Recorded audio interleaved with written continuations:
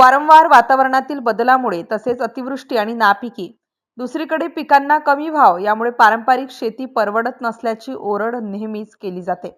मात्र आधुनिक शेती केल्यास शेतीतून आर्थिक उन्नती साधता येते, याचे उत्तम उदाहरण बुलढाणा जिल्ह्यात पाहायला मिळत आहे।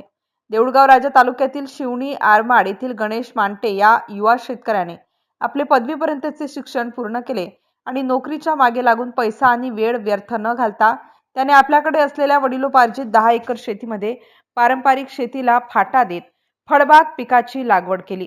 या शेतीतच आपल्या कुटुंबासह मेहनत घेऊन त्याने 3 एकर डाळिंब, 2 एकर द्राक्षबाग आणि उर्वरित 5 एकरामध्ये खरबूज टरबूजाची लागवड केली, ज्याच्या माध्यमातून हा तरुण वर्षाकाठी जवळपास 40 लाख रुपये निव्वळ नफा कमावतो आहे।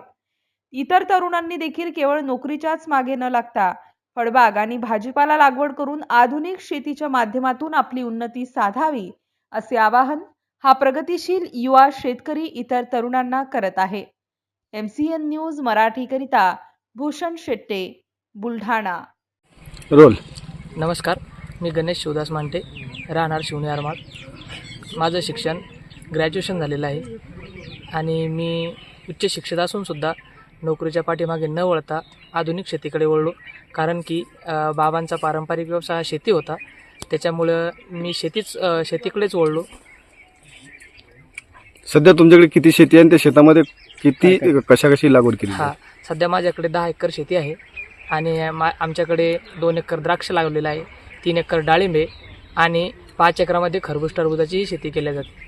आम्ही पारंपरिक शेती करत नाही आणि पूर्ण ही बागायती शेती करतो।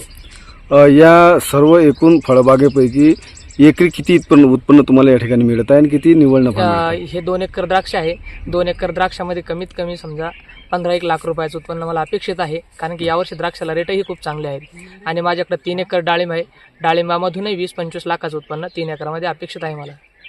बरं, खरबुजाचा काय यावर्षी भाव आला आणि कशा पद्धतीने? मी सुरुवातीच्या टप्प्यात खरबूज हे 30 रुपये किलोने विकले। आता खरबूजाचे रेट थोडे कमी आहेत, 25 रुपये किलो आहेत, पण तरी खरबूजात एकरी 3 ते 3.5 लाख रुपये राहिले मला। या सर्व एकूण फळबागेपैकी सर्व जमिनीतून वर्षाकाठी तुम्हाला किती निव्वळ नफा उरतो? या सर्व जमिनीतून एका वर्षाला मिनिमम मला 40 लाख रुपये नफा उरतो। म्हणून मी कोणत्याही नोकरी न करता, कोणत्याही नोकरीच्या मागे न लागता माझ्या वडिलाचा जो पारंपरिक व्यवसाय शेती होता, त्याच व्यवसायाला अनुषंगून किंवा त्याच व्यवसायाला धरून मी हा व्यवसाय मान्य केला आहे आणि तोच व्यवसाय करत आहे। आणि मी इतर तरुणांनाही सुद्धा सांगेल की तुम्ही इतर कोणत्याही छोट्या मोठ्या नोकरीच्या नादी न लागता शेती ही जर चांगल्या प्रकारे जर केली तर शेती परवडते। शेती ही आपली माय आहे, ती आपल्याला कधीही ओटी भरून देते, फक्त आपल्याला मेहनत करायची तयारी आपली असली पाहिजे।